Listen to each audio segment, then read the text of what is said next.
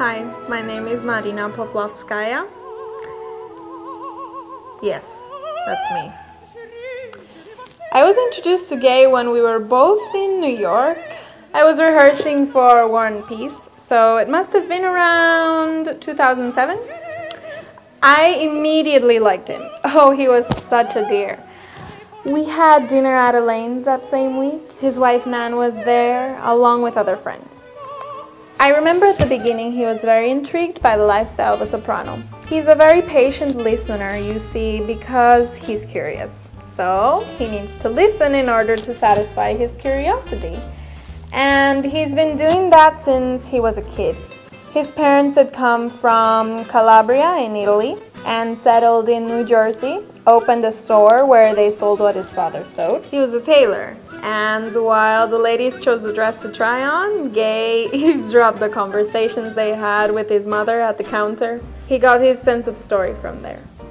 Gay got his determination from his father, you know, and his father wanted him to go to school no matter what.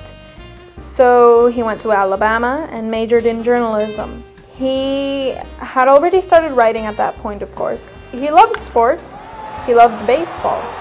So to win the coach's favor, he started writing the chronicles of the baseball matches for a local newspaper. When he got to the college, he was the sports editor for the school's newspaper. Did you know he started in the New York Times? Yes, he was a copy boy. But then he began writing short articles and actually became a sports reporter. Oh, but his editors hated him. He took so long to research into stories, and they punished him. They did. They made him write obituaries for a time, although later he switched to the Sunday edition, and in the 60s he began writing features for Esquire and the New Yorker. I've read a lot of his features. He's incredibly talented. His books, though, oh, that's a whole different story. Honor Thy Father is good, but my favorite is Thy Neighbor's Wife. He wrote about America's sexual liberation during the 70s. And you know, the whole world was changing back then. And he didn't only see it all, he wanted to experience it all. So while he was researching for his book, oh, you know him, he became a massage parlor manager for a couple of years. He was constantly going to nudist health spas, like the 5th season in New York. He even moved to Los Angeles for 6 months because he was living in a nudist community. Apparently, he had trouble with Nan because of the research for this book. Oh yes, he had affairs. Nan got terribly mad at them. They nearly got a divorce. I can see why though. Gay never wanted to get married. He wanted to be free and escape and travel freely.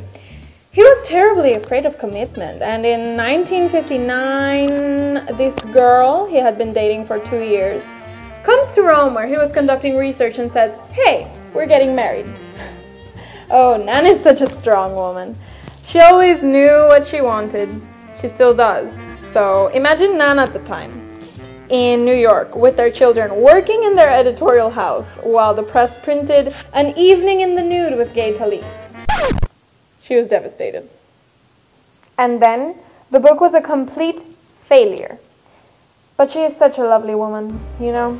Always stood by Gay's side, even when he invested himself on his stories too much. I think it's his way of working, you see. He's always going after the details, painting the picture for the readers, looking after the losers and the unnoticed. No wonder he was quickly labeled with the new journalism tag. Writers can learn from him, you know. The same way he learned from Francis Scott Fitzgerald or Frank Yerby or Irwin Shaw.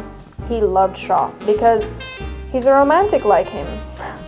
And he's obsessed with improving.